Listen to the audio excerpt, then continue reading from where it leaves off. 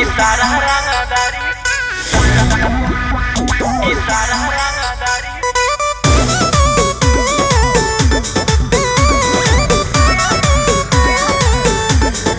Vicky Vox.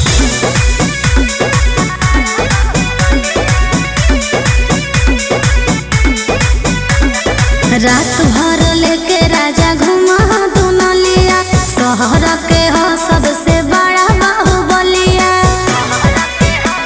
ए राजा रात भर लेके राजा घुमा दुनलिया, शहर के हो सबसे बड़ा बाहुबलिया।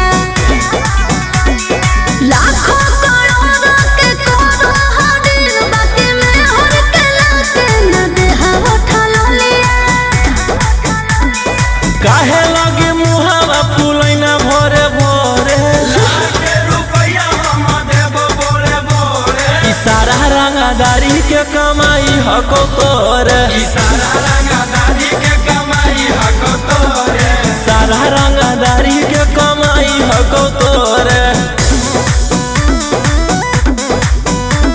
इशारा रंगदारी के कमाई हको तोरे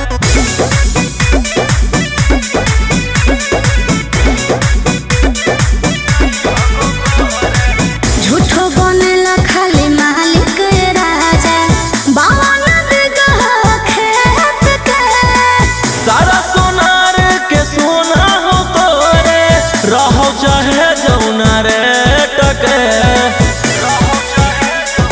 एहो जदिया बहरी न लगे पायला गाजी, राजा तोरा बने साफ गई फलगाजी।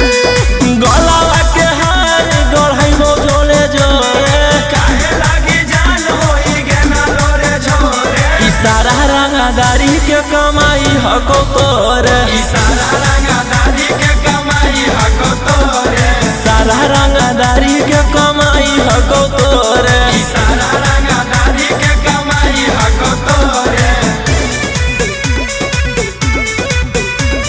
इशारा रंगदारी के कमाई हको तोरे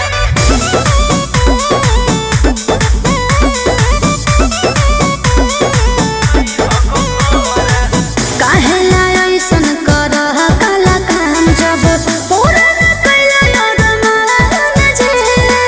पूरा शहर लागे हियो रंगदार बाकी तोरा लाही हो गुलाम जी ए जी जदी शौख ना पूरे राजा रोशन रहिया, तो हमरो से न एगो मारा गोलिया।